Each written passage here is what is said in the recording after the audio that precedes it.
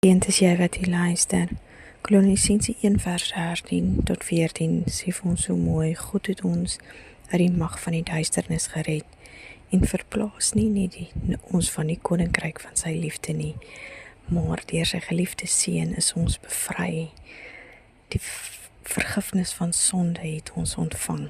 Is dit nie so mooi nie? Hy het ons verlos.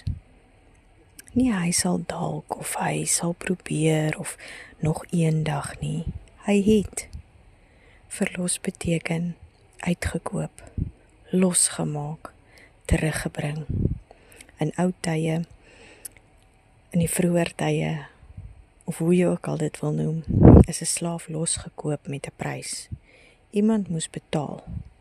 Iemand moes genoeg munte gee om die vryheid van daardie persoon te koop. Daar was 'n prys vir jou ook, maar nie met silwer nie, en ook nie eers goud nie, maar met bloed. Heilige, sondelose bloed.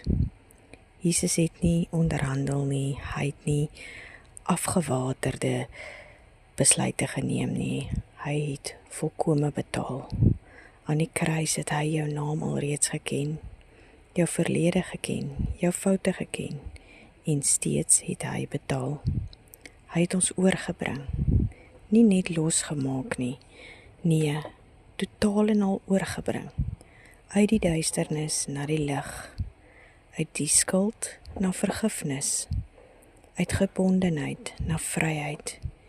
Jy behoort nie meer aan jou verlede nie, jy behoort nie meer aan daardie seisoen nie aan daardie foute nie aan daardie gebroke weergawe van jouself nie.